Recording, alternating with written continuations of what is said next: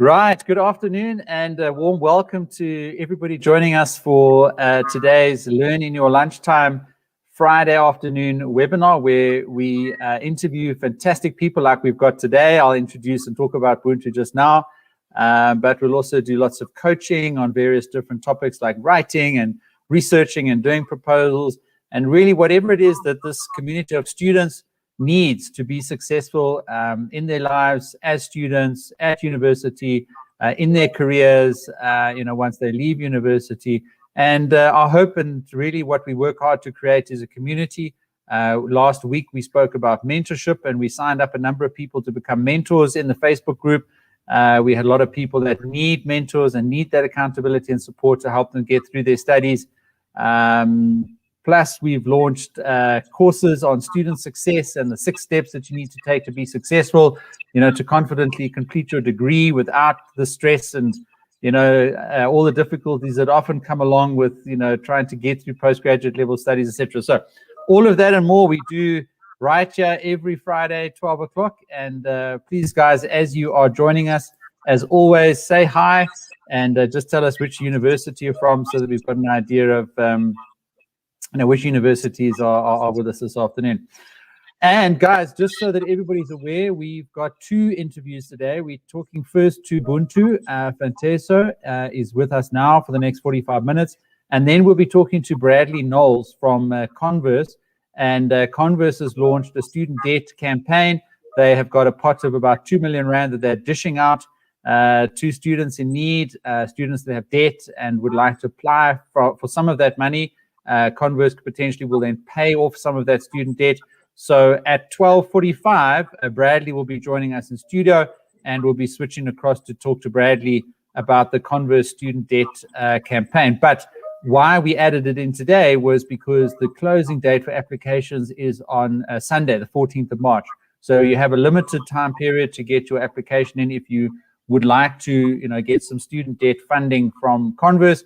But that will be the second interview that will run. So we'll go all the way through until about 1:30 today. And please, guys, those of you that are already joining the call, if any of you know students that have debt and would desperately need help, and I think we've seen this week, and condolences to the family of the person who lost his life at Wits, in the protests there.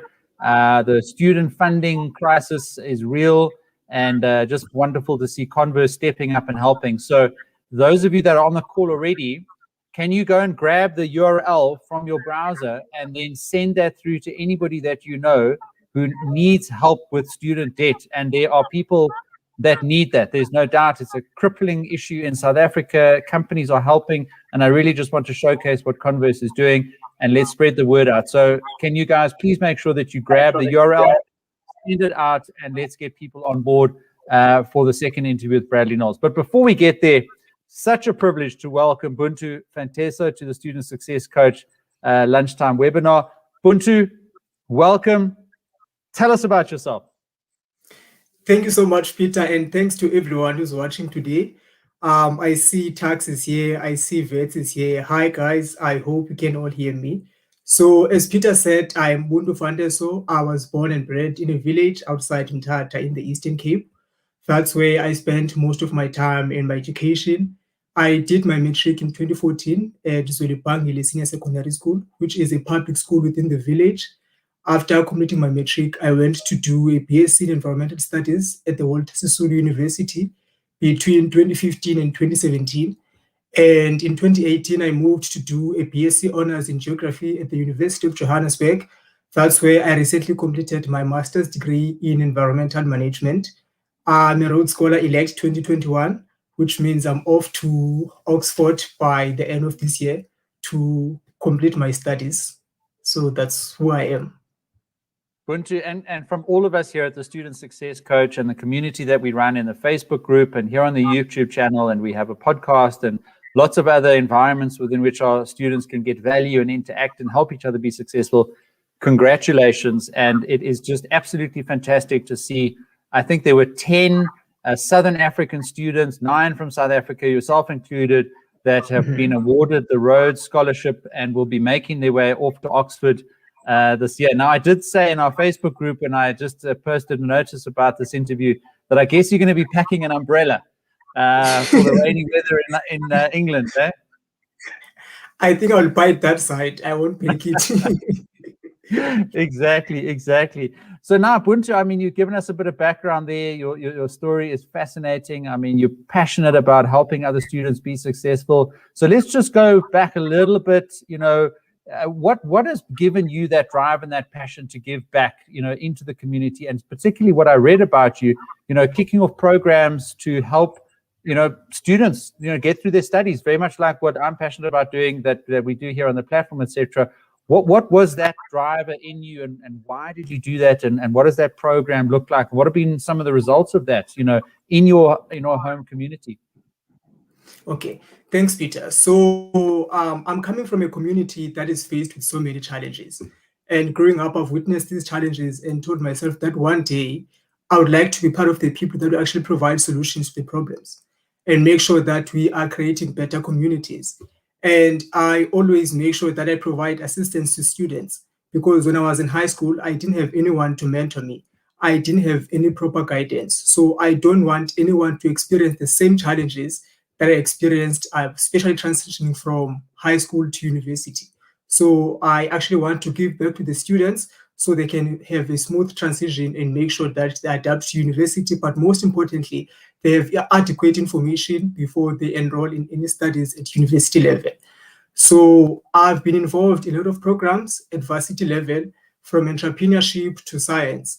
But what has been amazing outcomes from all of these programs is the fact that I was able to be part of people who are providing providing solutions to problems that are faced by different communities, and making sure that people have enough skills and information to solve the problems they face themselves. And Buntu, what are some of those consistent problems that you saw that you needed to because sometimes we start a program like this or a community like the Student Success Coach, and we think people need something, but then we also have to listen and talk to people and understand what the real issues are on the ground. What were some of those big issues that people face that you then put your efforts into? Okay, I would like to make an example with one program with Enactus, for example. One problem we identified is poverty and unemployment within the Eastern Cape province. So we took it upon ourselves, the students at Walter Sisulu University, to be involved in entrepreneurship program, to promote entrepreneurship, make sure that we transfer skills to local people to open their businesses and strive to alleviate poverty. So that's one of the problems we identified. Another program that I was part of was Eskom Expo for Young Scientists. So it's a program that is meant to provide scientific skills and enforce critical thinking to young students or young learners in high schools. So I was involved in that program, judging their projects and giving feedback to actually improve their projects. So that's one of the programs I've been involved in, and that's actually one of the problems that I've identified. Wow, that's absolutely incredible. And what was the scope? I mean, you mentioned a couple of programs, but I mean, how many students were you able to, how many lives and individual stories do you think kind of arose out of the programs that you've been involved with? Okay, so I am involved in a mentorship program. It's not a formal mentorship, but I do have my student from VETS, and he's joining us today. After providing support to him, forwarding scholarships, and always advising him. I have students at Walter Sisulu University, students at UJ. So I also have students in high school, making sure they also have enough information about high school and how to seek for mentorship. So yeah. That's incredible. And I mean, Buntu, what are some of the things that come up in those conversations? I mean, as I said earlier, we actually, last week's session was entirely on mentorship.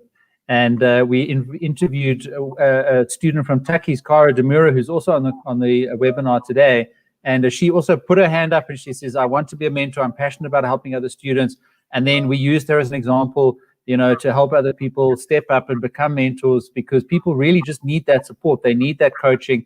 Yes, the university will give you a supervisor and there's lecturers. Yes. But I think we need to help each other.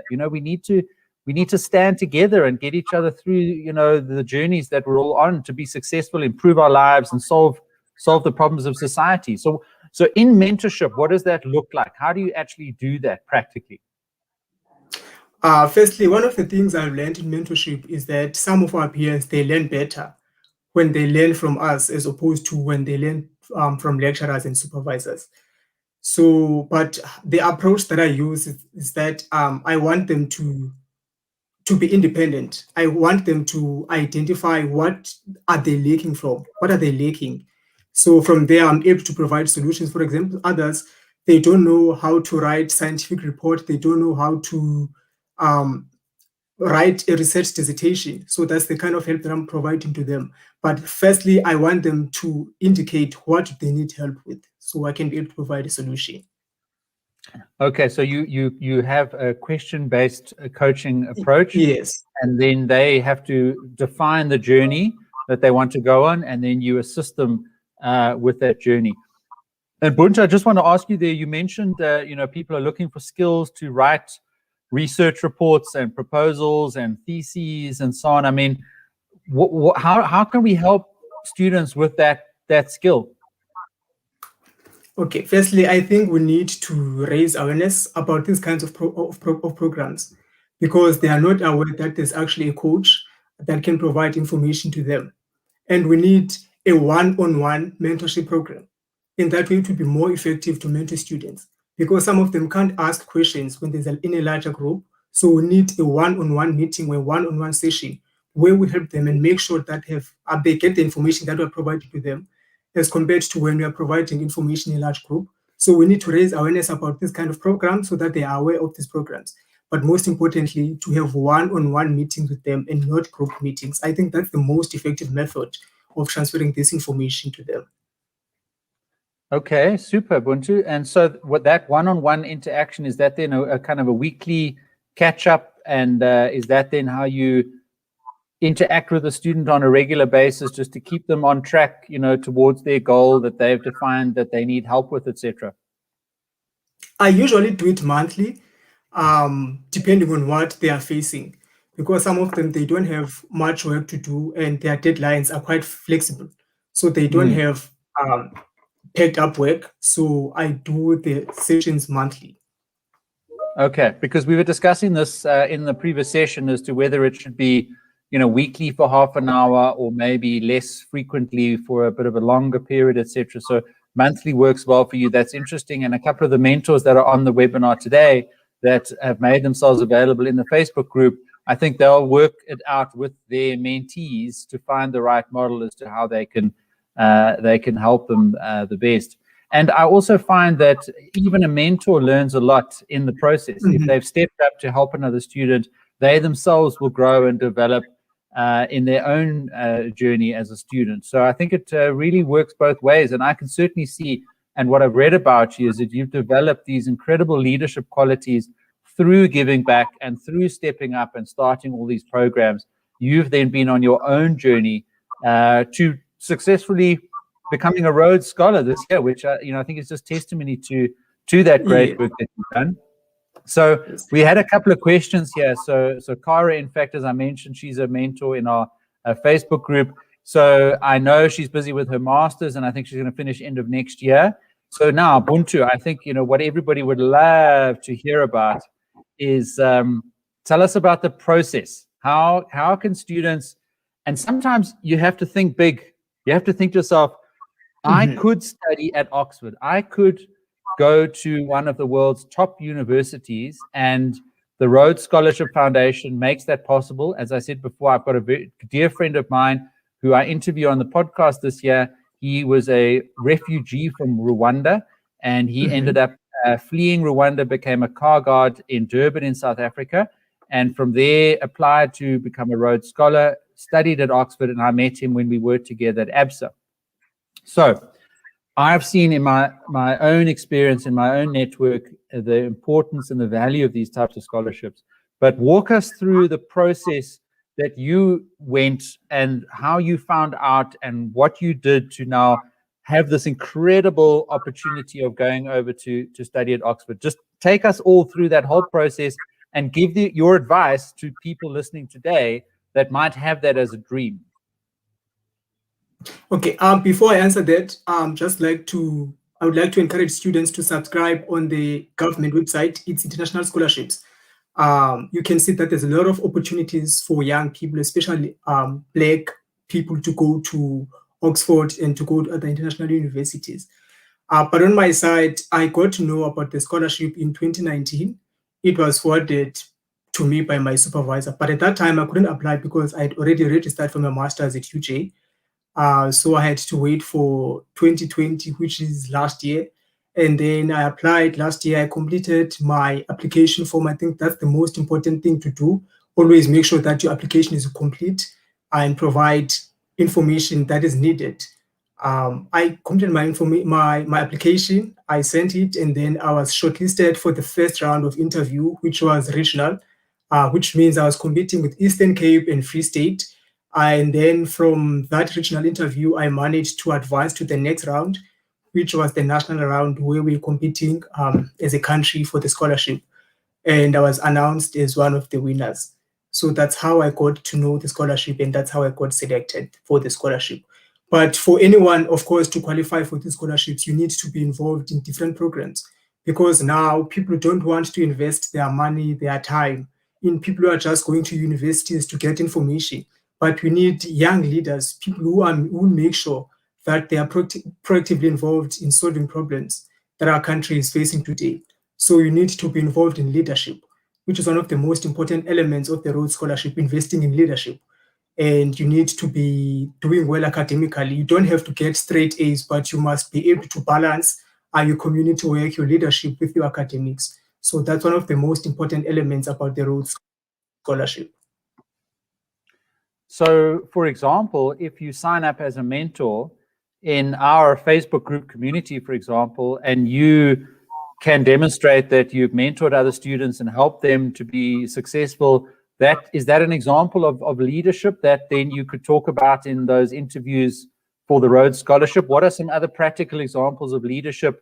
Obviously, you've run some big programs like the Eskom Young Scientists, and what else do you think students should be doing to exert leadership skills? Often people just say, I don't know where to start. I don't know who to speak to. I don't know what to do. Just maybe help people with a couple of examples of leadership that they can take on board. Being involved in mentorship program is leadership, because you're actually providing help to people who need it. You are making difference in someone's life. And you can also be involved in community outreach programs at varsities. I know universities have community programs led by students where they go to communities, maybe visit old age homes and provide some donations. That's also kind of leadership. You can be involved in programs. They don't have to be academically inclined. You can join external programs. For example, I was involved in Young Water Professionals, which is more like WISA, which is more like the mother body of the water institutions in South Africa. So you can be involved in such programs. It doesn't have to be something that is aligned with what you are doing. You can be involved in entrepreneurship.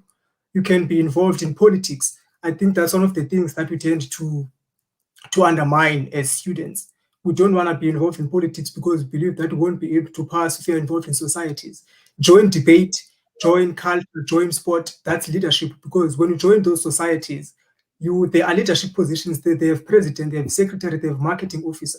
That's an opportunity for you to join, grow as a person, and also give back to the community. Wow, that's incredible, Buntu. Just a question there from Paswayo. What are the necessary documents needed to complete the application form? Can you just walk us through that, please? That's a very good question. So for Rhodes Scholarship, the application is online. So you need to complete all your personal information and your education background there on the online platform. You also need to have 6 people who will write letters for you, your supervisors and people from outside school, like people we've been involved in programs with. So you need such people to write the letters for you. You also need to have your ID. You need to have your passport, but if you don't have, it's not a problem because you can do it at a later stage. You need to have your birth certificate and all your certificates if you have completed previous qualification, if you have any qualifications you have obtained. Okay, so 6 people you say that will write a reference letter for you to talk about those leadership activities. So, Yes. I mean, you really need to have a bit of a longer term plan in place. This isn't something that you can submit next week, for example. You kind of, let's take Cara as an example. If she's got a 2-year master's study, she can now be very specific about, hopefully doing the things, obviously because she wants to do them. That's a natural, expression of the talent that she has and the willingness that she has to give back. But, that you're going to apply maybe, let's say, middle of next year. You'll have built up a track record that people can put in those reference letters, and you work towards that objective, I suppose, of being able to get that kind of reference letter from somebody when you need it to submit with your application form. So on my side, I think what helped me is the fact that I submitted my application very early. So you must give them enough time, especially it was a very challenging time last year because it was COVID. Everyone had issues to deal with. So you have to give them enough time to write the reference letter for you. So you can't, for example, you can't notify them this week when the application is due next week.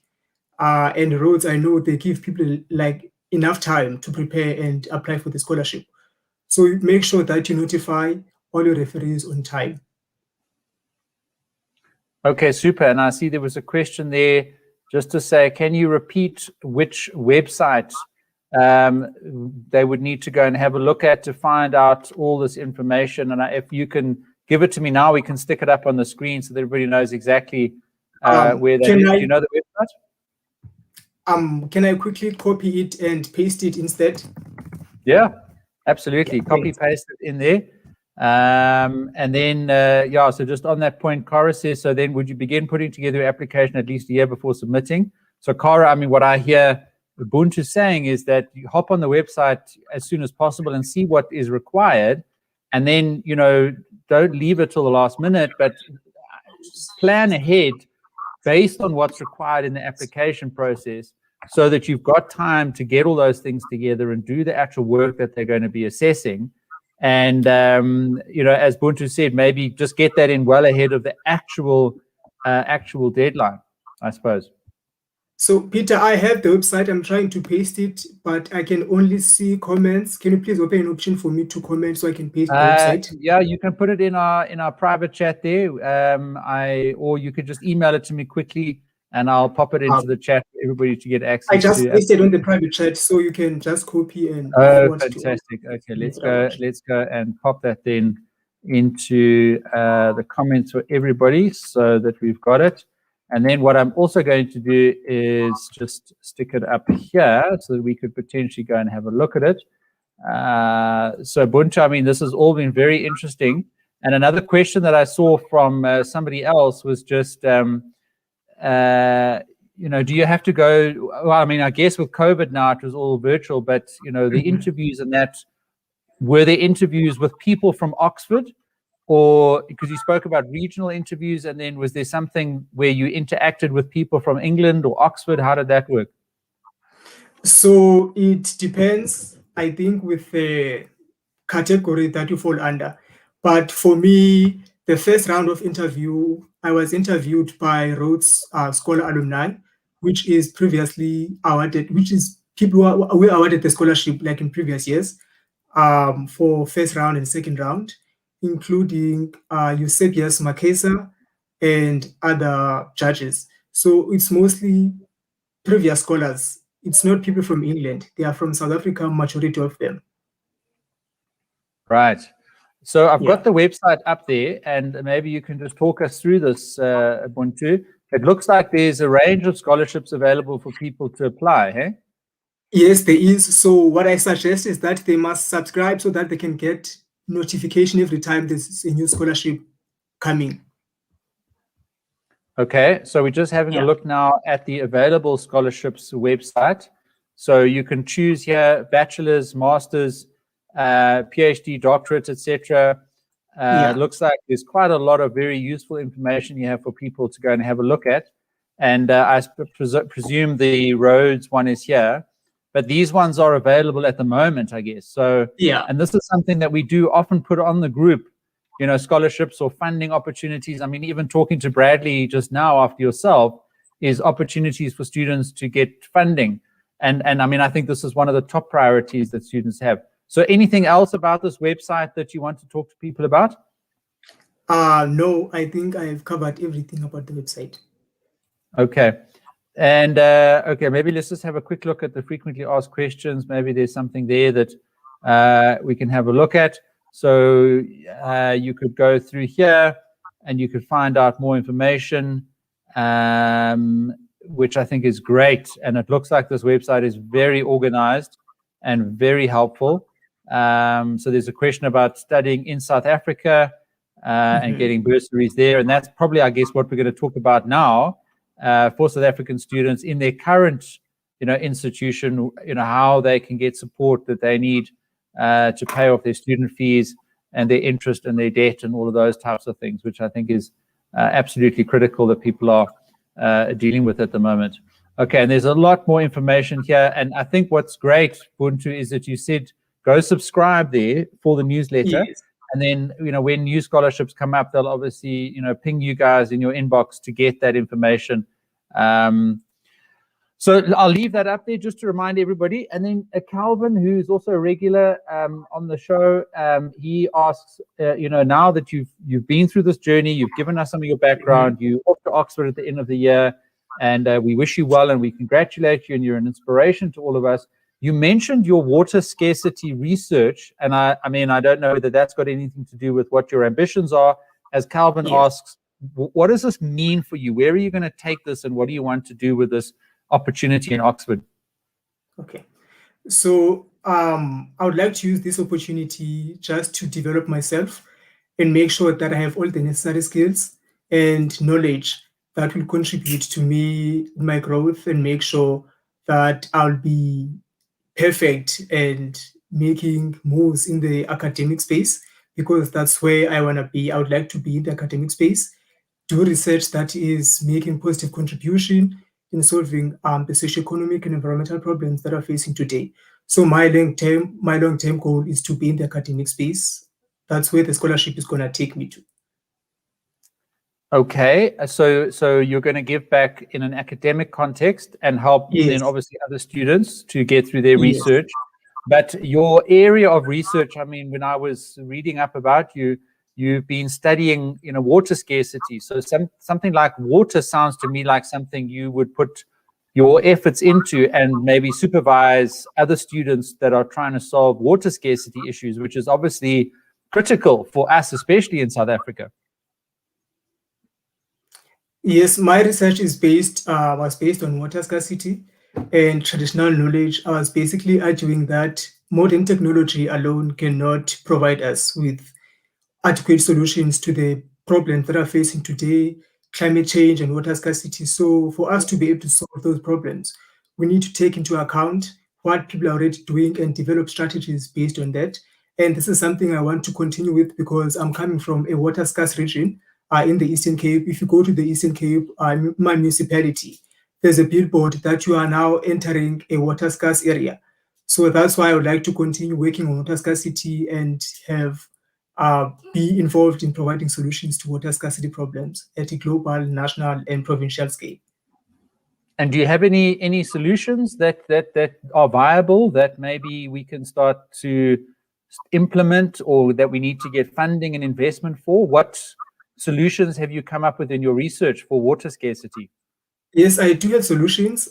Firstly, one of the most important things to do is to implement solutions that are viable and make sure that each and every community is accommodated. For example, solutions in the Eastern Cape might not be the same solutions in the Gauteng province. So one of the best practicable options is to promote rainwater harvesting. When we promote rainwater harvesting, we're actually reducing pressure on available freshwater resources because we harvest rainwater and depend less on our freshwater resources. So it's to promote rainwater harvesting, work on improving the quality of the water that we have in our freshwater ecosystems. Rainwater harvesting. Okay, fantastic. That sounds absolutely Okay, that sounds absolutely interesting. And then just the age restriction, Lulu's got a question about that. Yes, there is age restriction. I'm not sure about the specific age, but I can advise anyone to check the Rhodes website. I think it's 35. I'm not sure. Okay. And the other question that we had was about whether you have to be a South African citizen to apply. I saw that one of the 10 Rhodes Scholars for this year was from Namibia, I think. So they look at Botswana. Southern Africa, if I'm correct. Botswana. Yes. So there are different constituencies for the scholarship. There are people from, there's a category for Southern Africa, there's a category for Ghana, there's a category for Nigeria. So you just have to look where you fit. For example, if you are based in Botswana, you can apply for Southern Africa because Botswana is part of Southern Africa. But if you are from East Africa and Central Africa, they also have their own category. So they compete together. They don't compete with us. There are different categories. Just make sure that you apply in the right category. Okay. And Cindy just wanted to tell everybody that there are scholarships available. And actually on the YouTube channel a few months ago, I posted a website called bursaries.co.za or sabursaries.co.za. I'll go and look for it now quickly. And that has got a long list of all the bursaries and scholarships that are available in South Africa, mainly from companies looking for accountants and engineers. And I'll go dig that website out now quickly and pop it up there because I think that would be very useful for people to have a look at. And it is certainly a huge topic that people need help with. Thanks, Peter. Please do. Yeah, no, great, Buntu. Thank you very much. And then there was another question. So just give us a timeline. So from the date you submitted your application form to now you are flying off to Oxford in September, I think you said to me earlier. How many months, years, what does that timeline look like, just so that people can get an idea in their minds? So the applications, they open in June, if not July, and close in August, if I'm not mistaken. Someone can verify that information for me. But I submitted mine in July, and then in October, that's when I was notified about the first round of interview, and then the second one was in November. So the applications usually open between June and July, but there's usually an information sharing session with Bev, who is responsible for sharing information about the scholarships, how to apply for the scholarship. She usually visits different universities. I know she was at UJ last year, she was at VET, virtually. I think it was via Zoom. So yeah, but applications usually open in July. Okay, in July, right? Okay, fantastic. Yes. So there, guys, that's something to work towards, and you really. So I mean, Buntu, they don't mind if you apply this year and you don't get in. You can apply next year, for example. I mean, it's not. You can always try. You can always try. Okay, and you don't have to apply for the Rhodes Scholarship alone. As I said, there are many scholarships for African students to go to Oxford, Harvard, and other universities. Yeah, fantastic.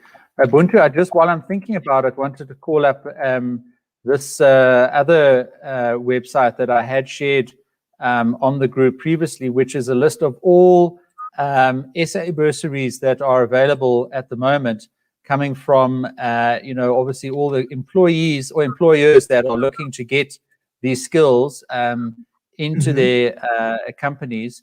So it's quite an extensive list here. If you look on the right-hand side, okay, so there's accounting, arts, commerce, computer science, construction, education. So, I mean, I had a bursary at Eskom, so that meant that they would obviously pay for my tuition fees, but then I was required to go and obviously work there. So some of these are going to be, you're going to be expected to work off your bursary, etc. But I guess the message is, what I'm hearing from you, Buntu, is, look for these opportunities, apply for different things, spread your wings, and who knows what can happen. There's got to be someone out there that's got opportunities for you. You just need to work hard and look for those opportunities. Yes, that's actually what I'm saying. And I think I like this Bursary South Africa website because it categorized these bursaries according to different qualifications. So it's very easy to find the bursaries that we can actually apply for and qualify for. Yeah, so there's like the NSFAS engineering. So I mean, if I go down the engineering one here, I mean, if you look at this list of all these engineering bursaries, so the Eskom bursary, that was the one that I had, that I studied engineering with. I mean, this is a long list here of all these bursaries. I mean, this is incredible. I don't know if we've got engineers on the call today and whether they were aware of, you know, these long lists of companies that are giving bursaries. But guys, you know, the message to you is get organized, get out there. You may have lots of application forms to fill in. You need to get organized, get your reference letters organized, get your ID documents and everything organized, and then, you know, target, you know, those different bursaries or those scholarships. If you get the Rhodes one, you know, that's the big one. You know, follow in Buntu's footsteps, but it's not the only one, right? I mean, yes, we can go for it. Oxford is not the only university in the world. It's fantastic, and I think it's going to be an incredible privilege for you to go there, Buntu. And I certainly hope that all that talent and opportunity benefits us back here in South Africa, and we don't lose you off to rainy England, because we need your skills and we need your leadership, you know, for people here in South Africa. And I know that your heart is here in South Africa. We will see you back here. But the message is, there are opportunities out there. There are ways in which you can solve your funding challenges. You just have to know about them. And that's exactly why we're interviewing Bradley in about 10 minutes, who's the marketing manager at Converse. And those of you that are able to share the link with your friends who have student funding issues and want to apply for that opportunity to write off some of that debt, please do share that now with them so that people can start joining. We're expecting Bradley in studio in about 10 minutes, so we'll hand over to him once he joins in. So yeah, and Cindy just says the same thing. Don't limit yourself. Keep applying for these scholarships. Master's, PhD level, the scholarships are many. And certainly in the student success coach community, we definitely try and make everyone aware of all the possible opportunities that are out there. And if one person becomes aware of it, then we must share it so that it's going to be for the benefit of the whole community. And that's the way that we're gonna lift everybody up, Buntu. So Buntu, I mean, just in the last 10 minutes, and I know, you know, thank you for giving us your time today. You know, so forums like this, the Student Success Coach, and the programs that you've run over the years, and the time and effort that you put into uplifting other students, etc. You know, is that something that we need more of? You know, would you encourage people to join those and get involved and give back and look for where they can get help, etc.? You know, what's your advice for me even? You know, I have gone through the student journey. I had to get a bursary, otherwise I couldn't study. I then had to write 70 application letters to get out of the bursary because my folks, we didn't have the money. I helped my sister, etc. So I've kind of walked some of that journey, and I have deep sympathy with people that struggle with funding and student debt, etc. So, but I don't think I have a full sense of all the types of issues that students face. But what would you advise? What's your advice for me? Should I just keep going and help people? Is it useful? Give me some advice. Mentor me, coach me here. What do you think people need? It's very useful, Peter. This is good work that you are doing, because I mean, sharing information with people who are not aware of such opportunities is making difference. You actually giving back to the community, as you said. So you should continue going, partner with different universities, because I'm sure there are universities that would like to partner with you, so they can share they can be the bridge between you and the students. So whatever information that you get, you can share with those universities to reach their students. So continue with the good work that you're doing, so that students can also be uplifted, apply for the scholarships that they are not aware of. Okay, thank you, Buntu. That's encouraging, and I certainly will do that. And I have spoken to a lot of the universities, and the way that I offer the services to them is that it's really just an extension of their current programs. And you know, every week on a Monday, I send them a notification about these sessions and other opportunities of value for their students, and then they can pass it on or not, depending on what the timetable or the program is that's happening in the university at the moment. For example, WITS, obviously they're coming into the academic year, they're very busy with registrations, etc. There was obviously a lot of issues at WITS this week, you know, so different universities are, you know, at slightly different stages, you know, throughout the academic year. And so I really leave it up to universities to share the information. And Mthatha, thank you. I think, Mthatha, we had a coaching call this week, if I'm not mistaken. And we were reaching out just to get some advice about mentorship and supporting your music degree, if I'm not mistaken. So please, my sincere apologies if I got that wrong, but your name certainly sounds familiar. And I'm fairly certain that we had a quick coaching call during the week. And that's something, Buntu, that I offer everybody. I do work full-time. I have a full-time job, and I have 5 children. So I'm quite busy. So my time is scarce and precious, but I do believe passionately in giving people, the same opportunities that I had at the very least. And I, package my knowledge into courses and content like we have here on the YouTube channel. So just, guys, please go and subscribe onto this YouTube channel. I'll put the link into the comments just now. And Puswayo, thank you very much for your thoughts there. Walter Sisulu University in UJ, yes, we do have some connections at University of Johannesburg, but I would love it if you are at University of Johannesburg, just put me in touch with your student support coordinator or whoever it is that then would let students know about these types of events and the value that we can offer in this community, and then I can add them to the mailing list. And Walter Sisulu University, I don't know anybody at Walter Sisulu University, so if you could email me, if you're on my mailing list, just email me back with somebody that I can contact. That would be very helpful. Paswa, I really appreciate that. So Ubuntu, I mean, just lots of people wishing you well, and so excited for your journey. What would you say, as you look ahead to spreading your wings into England and into Oxford? I mean, yes, you're going to buy an umbrella when you get over there. That's fantastic. The rainy weather there is something. I grew up in England, so I kind of know what it's like over there. But it's actually not that bad. They have really beautiful sunny days sometimes. But yeah, I mean, thoughts about the life over there and any plans or ambitions that you have when you've got this wonderful opportunity in England? Tell us about, the next 4 years for you personally and your journey as an individual. What does that look like for you? So in the next 4 years, I'll just be focusing on my PhD and probably my MPA, because I'm planning on doing it that side as well. Just try to find opportunities that side before I come back to South Africa. So that's my plan for the next 4 years. And I just want to agree with Mthatha as well. This is a very great network. To you might just be sharing information to students, but you are not aware of the impact that it has to those students. Because I mean, my supervisor forwarded me the scholarship. He was just forwarding, but I got it. So you can imagine how it changed my life within just an email, by just sending an email. So sometimes you're just forwarding things to students, but the impact will be forever. It will last forever. Yeah.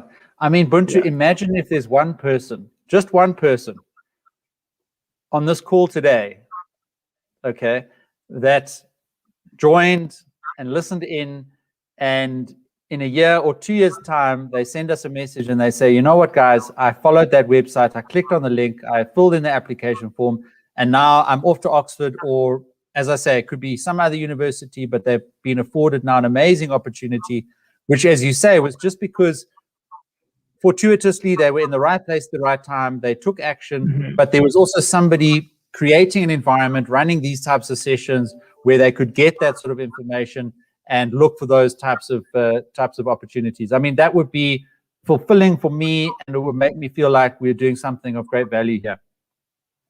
I'd be very happy as well, because it would mean we have made a lot of difference to people's lives. And when they get such opportunities, they must also share with others. Just continue with the cycle of sharing information. Yeah. And Buntu, I'd love to invite you into our Facebook group.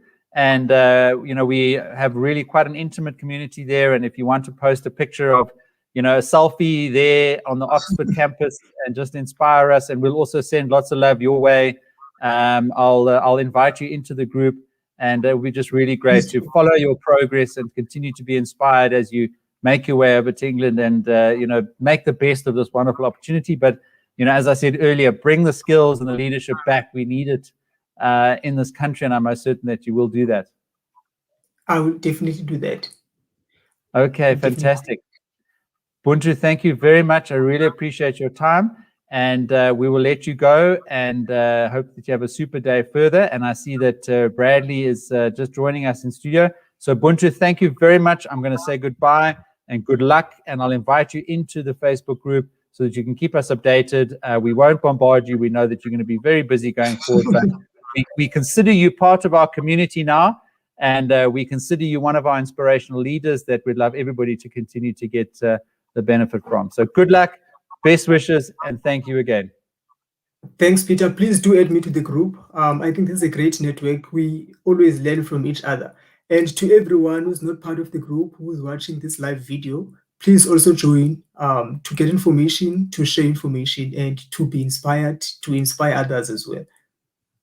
Thank you very much. And I mean, just on that note, what I'm going to do quickly is just pop the link into the chat there so that everybody can follow the link through to the Facebook group, come in there, and that's where we post updates and information about these events and where we sort of help each other and get the support that we all need.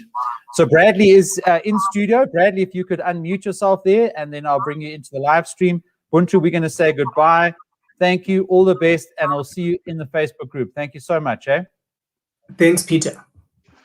Cheers, all the best. Bye-bye. Cheers. Bradley. Good afternoon going?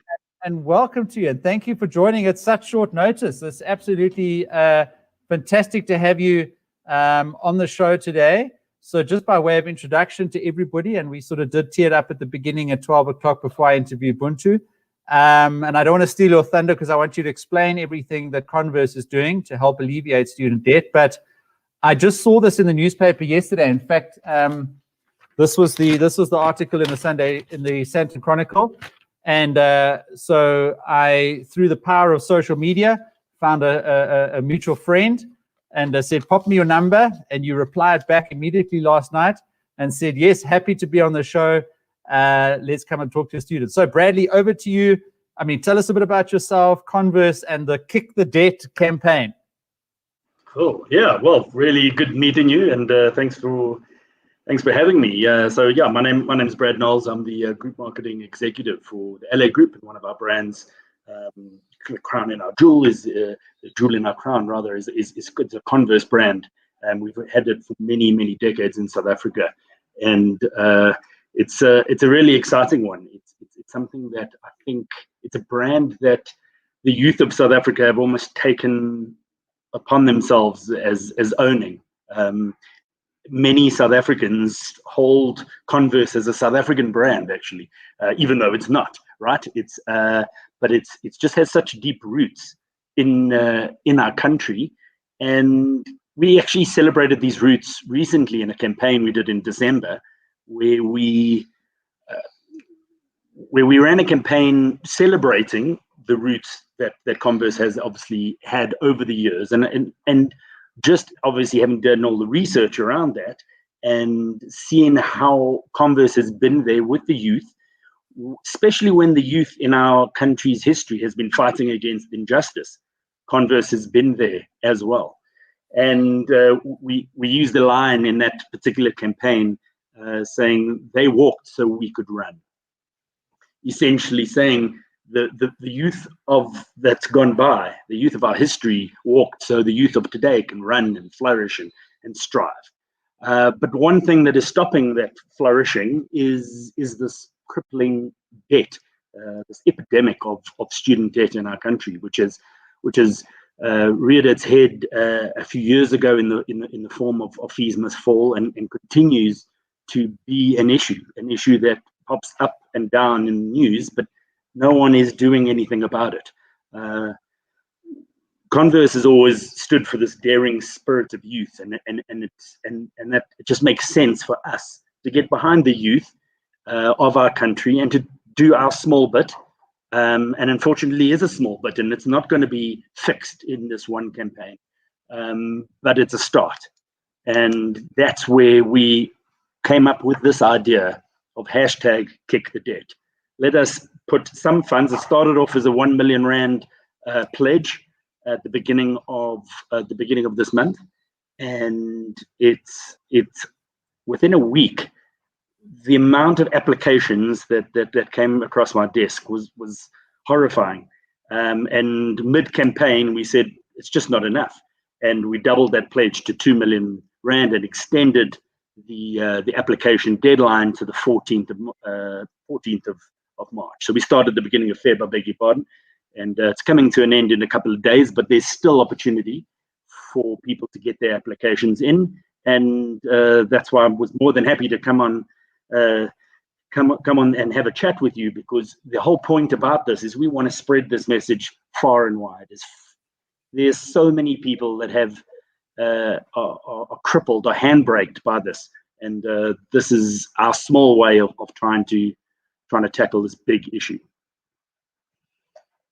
Bradley, thank you. I think it's absolutely fantastic, and I've just asked everybody to post a couple of questions that they may have in the chat. I've obviously got the website up there and just showcasing, your, as you say, a fantastic sort of iconic brand. I can't myself honestly say that I've ever owned a pair of Converse sneakers, and maybe that's a resolution that I need to take and become a little bit more trendy and, become maybe a cooler dad for my kids, because I know that's the type of thing that they certainly got their eye on. But Bradley, I mean, how long just the Converse sneakers themselves, I mean, have been so iconic and are so popular with the youth?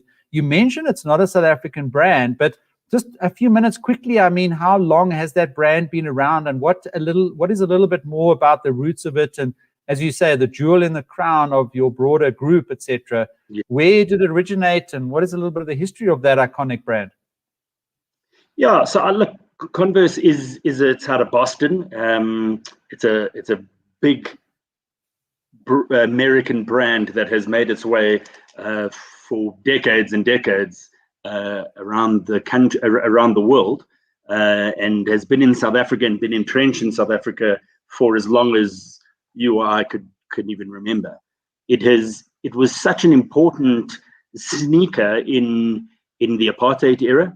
Some of the being part of this brand has afforded me the opportunity to speak to some really amazing people, and we ran a campaign a few years ago called "All the Stories Are True," and that was such an eye-opener for me to find out how this iconic brand, and I think this is why people hold it to be a South African brand, played such a big role in and had such interesting connotations, if you go back into the storytelling side of it, around those dark days in South Africa, and how this was the sneaker that people wore as a way to almost stand up against the authorities. So there's some fantastic stories.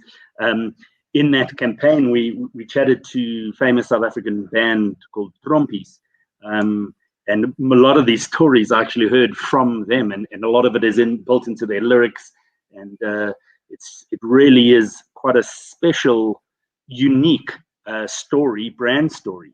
I chat a lot and work very closely with the Converse in Boston and other partner markets, and sometimes the stories that I get to tell and share are eye-openers for them as well, not realizing what a powerful story and brand story we have specifically in South Africa. So it makes sense for us to kind of lean into that, to help where we can. I mean, we've had for decades now, like I say, the youth have been supporting our brand, buying our sneakers, wearing our sneakers to universities. It's become, and has been, even when I was at university, it was like the uniform for students. And as a little way to give back, to say thank you for that. Now that you're having these serious issues and crippling issues of debt, let us do our bit. And our intention is not to stop here. Yes, was 1 million, now it's 2 million rand, but this isn't a flash in the pan. This is going to be an ongoing exercise for us, something we wish to do annually. We also want to even make the circle bigger. We want to call out to other brands to come on board, join the Kick the Debt idea, and help throw some funds in, because 1 million rand, 2 million rand every year from us, whatever we can eventually push it to, it's still not going to be enough. So that's the hope. Yeah, Bradley, wonderful. Thank you for that sort of story of your brand and how that's linked into the purpose that you found in helping those students that have been wearing your sneakers, over the years, and still find a lot of meaning and roots in the identity of that brand. So then just onto the practicalities now of the Kick the Debt campaign. And so Mandisa, for example, has applied for this in February, hoping to be selected, soon to be financially excluded at the University of KZN because of student debt. So just walk us through now. And as you said, it closes on Sunday. So 2 days away. And that's why I wanted to get you on the show today, because otherwise we talk about it in 2 weeks, it's a little bit looking back, and maybe you're going to run this again next year, as you said, and that's fantastic. But I just thought, let's jump on. If somebody can apply and get some benefit from whatever's left of the 2 million rand, let's see if we can help people with that process today. So your advice to people now, maybe that want to take some action. And I mean, one of the things we drive here in our webinars, and Bradley, just for a little bit of insights, we train and coach, students on all the academic aspects of writing reports and proposals and, being successful in their degrees, etc. But I'm also keen to link that with the financial viability of actually staying in varsity versus actually going out and having to get a job, etc.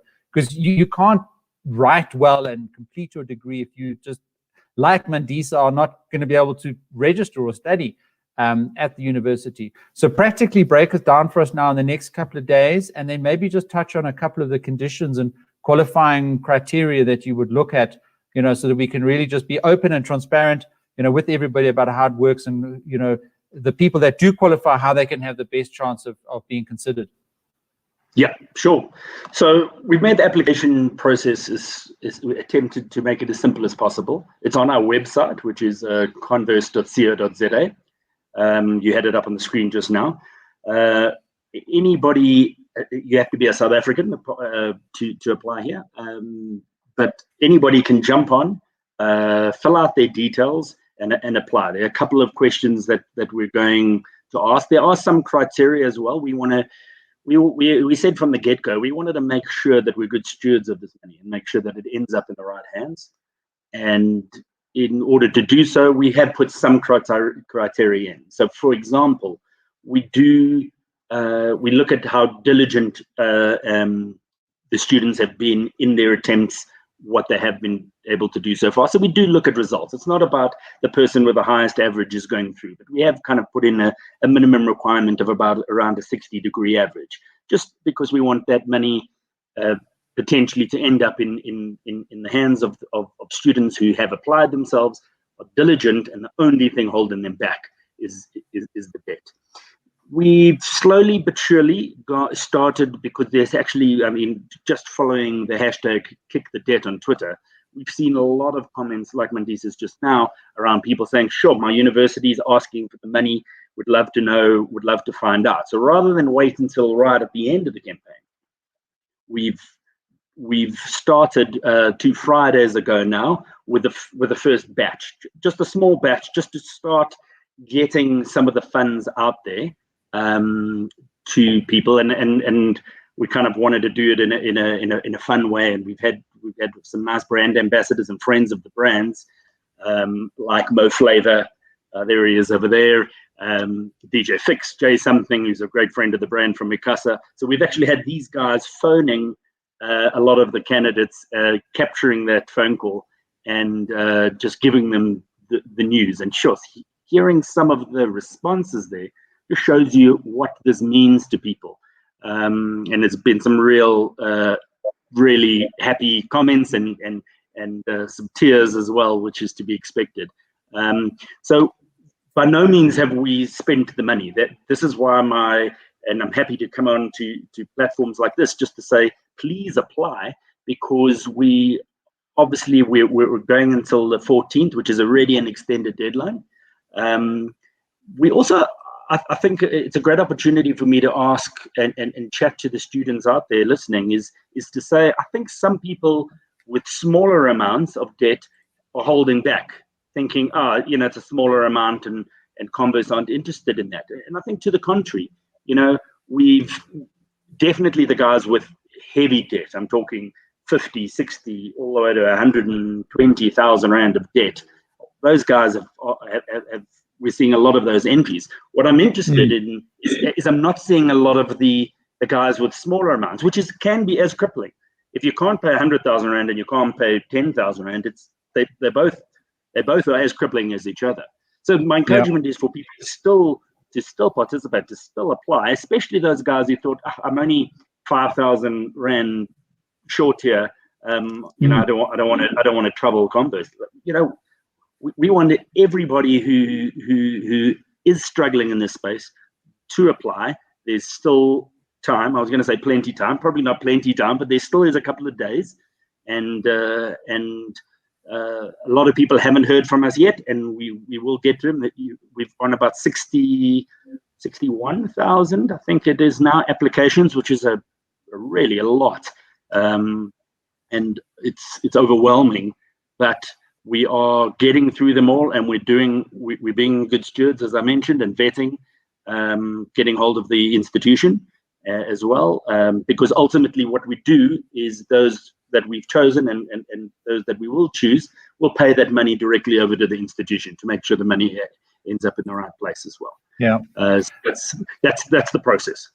Yeah, I did a video last night actually on the YouTube channel, and I'll just add it in here, where I walked people through your website, and then I actually opened up the terms and conditions page, and I explained to people, you know, that were watching the video that you'll only pay it into the institution.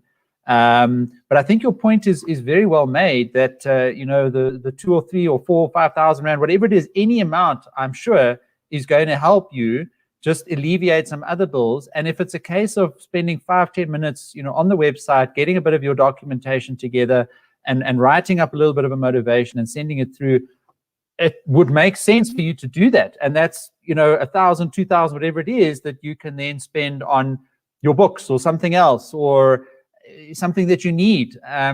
Bradley, one question from my side. I mean, you mentioned 61,000 applications. I mean, and I don't know whether you've done this calculation, but and from what I can understand in the application process, people would put an amount on there that they request help with. If you added up all of those amounts, just give us a ballpark figure of those 61,000 applications multiplied by all the actual Rand amounts. I mean, kind of just give me an idea of the total amount that people are struggling with, that had sent through application forms hoping to get some help with. So I haven't. We can work this out. We can work this out together, I think, because I haven't done that exact calc. But I think where the middle ground is, there have been some guys 5,000, 10,000, not a lot. There have been guys 100,000, 120,000, not a lot.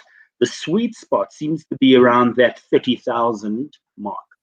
Okay. So how good is your maths? 30,000, so if you take it as an average over 61,000. We got a platform of students here. So you're saying 61,000 times 30,000 Rand, right? So that's pretty much where the average is, yes. Yeah. So I mean, that's I don't know, billion, 2 billion, something, a lot. I mean, we're facing I mean, would you say this is a national crisis? I mean, this is you know, certainly we have seen the protests and the politics, you know, and I am aware of lots, you know, through various organizations in my network and my own colleagues, and crowdfunding, Kickstarter campaigns, etc., and people just volunteering to even just help, you know, their friends and their colleagues, and create,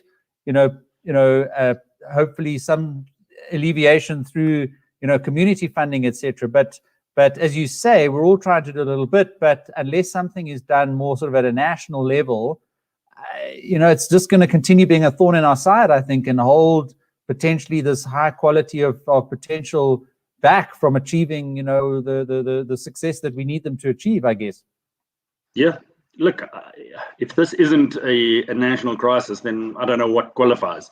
You know, it's so big. I mean, that number is, I mean, no one's taken a stab how big it is, but like, it's big. Yeah, 2 billion, just under 2 billion, right? Yeah. So like, yeah. Sure. So like the context of that is, man, like, are we wasting our time, or it's a drop in the ocean? But it's something that we committed to, and it's something that we are not going to just fall by the wayside, and we're going to keep trying to build that amount as we do this in years to come. But my earlier comment of like, we can't do this alone. It's a call out and a cry out to other brands to join on this hashtag kick the debt. Let's make it a movement, because there's enough brands out there to kind of jump in and maybe that 2 billion then isn't such a big issue. Many hands make light work. So I love that, Brad, and I love the fact that you've got that sort of neutral hashtag going, which, and you feel quite open to others climbing on board and helping out. And maybe this is then the start of that movement, which is great. I mean, Converse putting their money where their mouth is, willing to do something at least, recognizing that it's not going to solve the problem. But often it's those first steps, and, there is sometimes criticism of business that we don't step up and do enough. And, I tend to feel that, if we can, share the great work that companies and people like yourselves are doing, then others continue to get on board and help to partner and all work together to solve these, potentially national crises that we're all dealing with. There were a couple of questions there. Remo said, after how long should we consider our application to be unsuccessful? What's the process there? So no one's been kicked out yet, put it that way. So we coming to the end, as in closing on applications on the 14th. Only we will, because of the sheer number, we will need another week or so probably to go make sure we've captured everything, and then we'll be in touch with everyone and to say successful or unsuccessful.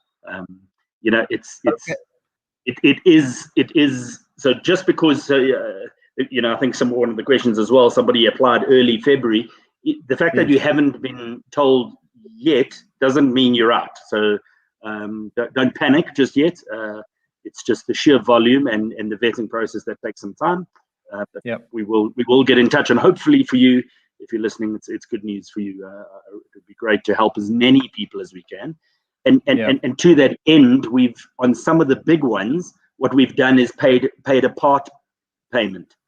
Some of the guys who have 100,000 rand or so, just so we can try and help more people. We're chipping in and saying, okay, we got you for 50. We also want to help these other 3 people where that other 50 can kind of kick all of their debt. So we are trying to be responsible. We're trying to be to do this in a caring manner, and to try and help as many people as possible. Yeah. And Bradley, just I saw there was an age limit. I think it was 13 to 28 or something. So you're even looking at the high school level as well. So, I think you've been very transparent about the age limit, etc. So people should be aware of that, not get their hopes up, etc. But I found it quite interesting that you were going into the high school level as well. Yeah, we've obviously pitched it as a student debt relief, but we didn't want to alienate those people who are, there's too many, and has been historically too many people who have left secondary education too young to get a job because they can't pay they can't pay the fees, the school fees. So we didn't want to alienate that.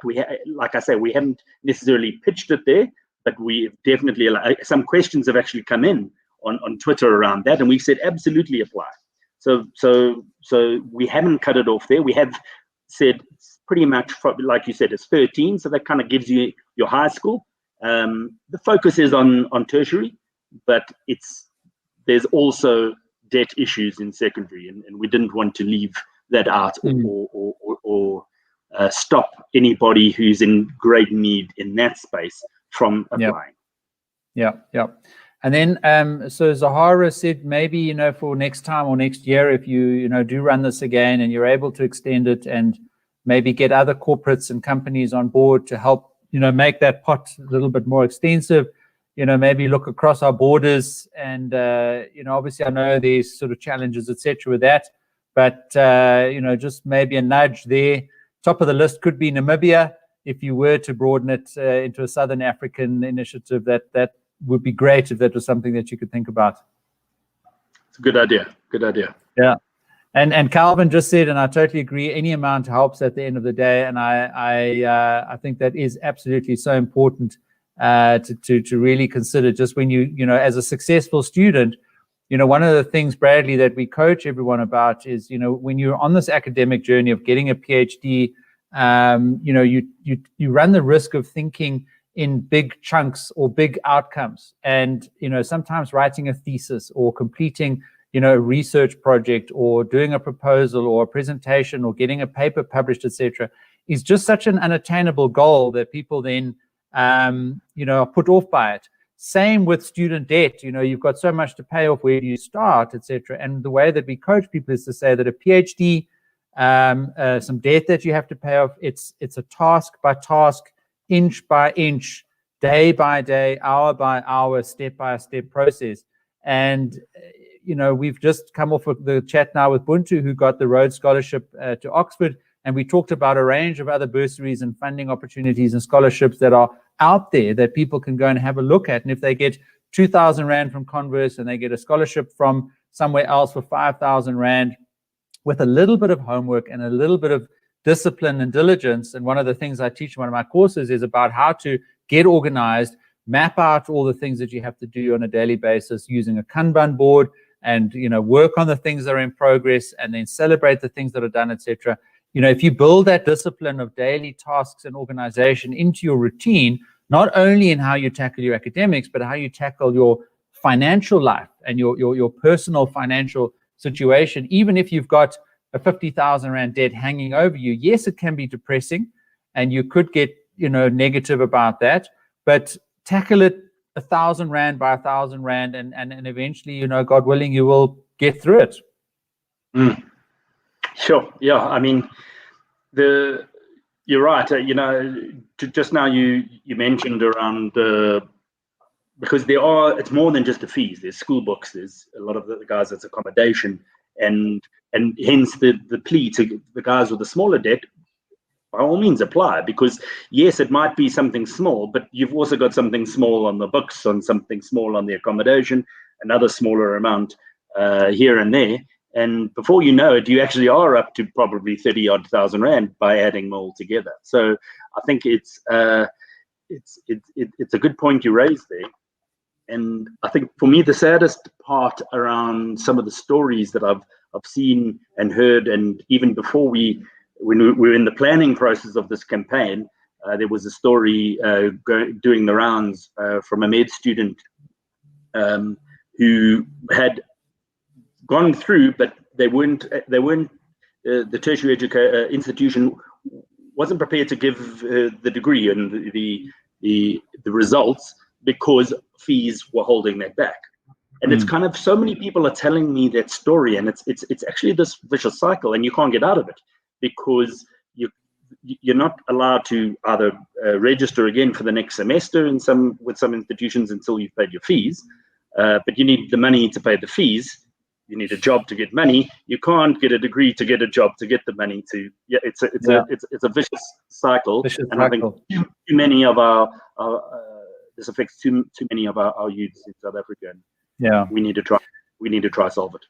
No, Bradley, and I mean, absolutely commend Converse, and I mean, we've seen great comments there, and just really, take that back into your team. And I think anybody that you're able to help, it's like the story of the starfish. Anybody that does get some value and benefit from this is one less person that is facing those types of issues. And Bali just asked a question there, and I mean, let me maybe have a bash at it. As I understand it, if you're a registered student within the age limit and you can demonstrate some level of financial need and one or two other criteria, then you should and could apply. So Mbali would be able to. 100%. It's the only thing there would be age potentially. Mbali, to answer your question, but by all means, and a lot of applications and successful applications have come from people who are working and studying at the same time. Okay, so quite a few coming through that are working and studying at the same time. I think that is important for people to be aware of, that you're not going to exclude yourself because you've got, at least some source of income. But you guys have got a diligent process in place. You've, got it down now. You've expanded the campaign up to 2 million. You are working through it, and I'm sure your team are busy round the clock and over the weekend. And we just wish you well with all the applications. I'm sure going to rush through by the deadline on the 14th of March. And my suggestion to everybody, today that's been on the call and listening is just you're not going to lose anything. Just go in there and apply. But when you sit down to apply and you're in that mindset of, writing a motivation, getting out your documentation, describing, why you need something like this. Don't just limit yourself to Converse. Hop onto that other website that I shared previously and apply to 10. Spread it out a little bit, and then you just increase your chances. Obviously, we're supporting Converse, but they're not going to be able to help everybody. So the advice that we give to everybody and that we coach everybody about is to just, try as many different things as possible, take action, and be as efficient as you possibly can be. And the more organized you are and the more you're able to get through these application processes as quickly as possible, the better the chances are that you'll be able to pick up some funding support along the way. Bradley, thank you. I think we're going to let you go and get back to your mounting pile of application papers on your desk. Last thoughts from your side and advice so just a little bit about the Student Success Coach community here. We have the Facebook group, the YouTube channel. I coach students. I do work full time, so this is sort of a side hustle for me. But really, the ethos is just that we help each other. We give each other opportunities like this. And when I saw, the article, I'm going to get you on here, and we've maybe hopefully been able to, trigger a few people to apply. And if one person can be helped by 1,000 Rand from Converse, then the time that I've spent in setting this up and pulling this community together has at least been worth it to some degree. So your advice, just to me and this community, and as we pull this sort of thing together and we create a culture of helping each other, what do we need to do more of? How would you guide me in this journey and how I can continue to give back to these students? Look, I think it's great from what I understand. Where I see a great opportunity is for more brands to get involved more often, and it's not just on the subject of fees, and obviously that's not something that you only focus on. So I think where brands and corporates and can start getting more involved, I think they should. And I think that's perhaps where some opportunity, some synergy can be found. So anything I can do down the line to assist with that, would love to help. Okay, Brad, thank you very much. I really appreciate your time today, and let's keep the lines of communication open. And I've put all the links on the chat for everybody to get the information that they need, including that video where I walk through your website and the terms and conditions, so that I've done that for you, and I give you the accessibility there into it. But by all means, hop on to www.converse.co.za and go in there and apply, but don't leave it too late. Get on there now, then you've got Saturday, and the application is going to close on Sunday. And Brad, look, can I invite you maybe next year when you run a campaign? Let's have you back again, and then it would be fantastic if you can announce it. We kind of caught it on the tail end this time, but let's stay in touch, and it will be great to have you back on and see what that campaign looks like next year. And hopefully, as you say, there's a lot of other corporates that have been able to put their money where their mouth is, like yourselves have, and join the hashtag Kick the Debt campaign in 2022. That'll be great. Yeah, let's stay in touch. Hopefully, I'd love to come back. Yeah, thank you. Brilliant. Brad, we'll have you back, guys. You've seen all the links there. And just as always, if you need support, get coaching courses and community at the Student Success Coach. I put all the links into the chat. Guys, take action. Have a super weekend. And we'll chat again next Friday at 12 o'clock. Thanks, Bradley. And thanks, everybody, for joining us today.